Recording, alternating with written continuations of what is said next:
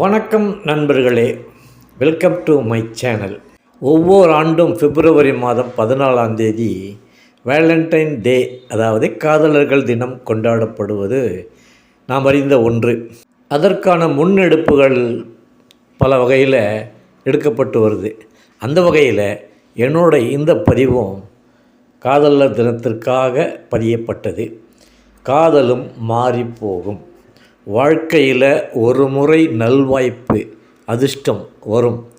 நம் வாழ்க்கையில் நாம் நினைத்தது போல அது சரியானதாக இருக்கும் என்றாலோ, நல்லதாக அமைந்திடும் என நாம் நினைத்தாலோ, அதனால் யாருக்கும் எந்த பாதிப்பும் வராது என்று உறுதியாக நம்பினாலோ அந்த நல்வாய்ப்பை பயன்படுத்தி கொள்ளலாம். அதனை தவறவிட்டாலோ ஒருவேளை அது மீண்டும் வராமல் ஆண்டு கணக்கில் காத்திருந்தாலோ வாழ்க்கையை தொலைத்துவிட்டு அவதிப்படும் நிலைதான் உருவாகும். வாழ்க்கையை உருவாக்கி கொள்ள நினைக்கும் காதலில் இது ரொம்ப முக்கியம். இருவருக்கும் மனம் ஒத்துப்போய்விட்டது, இரு வீட்டாரின் ஒப்புதலும் கிடைத்தாயிற்று எனும்போது இரு தரப்பினரும் அந்த காதலர்களை இல்லறத்தில் இணைக்க முனைந்திட வேண்டும். அது அவர்களுக்கு கிடைத்த நல் வாய்ப்பு.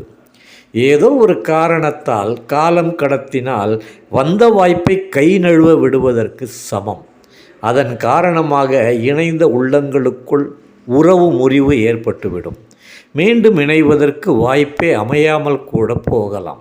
அப்போது உனக்கு நான், எனக்கு நீ என்கிற உறுதி தளர்ந்து போய் காதலித்தவர்கள் வேறொருவரை மனம் முடிக்கும் நிலைக்கு தள்ளப்பட்டு விடுவர். கட்டியவனோடு அல்லது கட்டியவளோடு வாழவும் முடியாமல், காதலனை அல்லது காதலியை மறக்கவும் முடியாமல், அவதிப்பட்டு கிடைத்த வாழ்வையும் ஏற்றுக்கொள்ள முடியாமல் வாழ்க்கையை தொலைத்து விட்டவர்கள் கண்முன்னே ஏராளம். காதலித்தவர்கள் ஒன்று சேர முடியாமல் போவது ஒரு வகை. காதலித்து திருமணம் வரை வந்து இணைய முடியாதது இன்னொரு வகை. காதலில் ஜெயித்து திருமணம் முடிக்க உறுதியான நிலையில் காலம் கடத்தி காதலை இழப்பது என்பது கொடுமையான வகை. அது சரி, எல்லா காதலும் ஜெயிப்பதும் இல்லை, தோற்பதும் இல்லை. ஜெயித்தவர்களும் இல்லற வாழ்வில் தோற்றுக்கொண்டே இருக்கின்றனர். இல்லறத்தில் தோற்றவர்கள் கூட என்றேனும் ஒரு நாள் மனம் மாறி வெற்றி பெறும் வாய்ப்பு உள்ளது. ஆனால் காதலில் தோற்றவர்களுக்கு வாய்ப்பே இல்லை ராசா. பருவம் வந்த அனைவருமே காதல் கொள்வதில்லை, காதல் கொண்ட அனைவருமே மனம் முடிப்பதில்லை, மனம் முடித்த அனைவருமே சேர்ந்து வாழ்வதில்லை, சேர்ந்து வாழும் அனைவருமே சேர்ந்து போவதில்லை. இதுதான் காதல் சொல்லும் அனுபவ வரிகள்.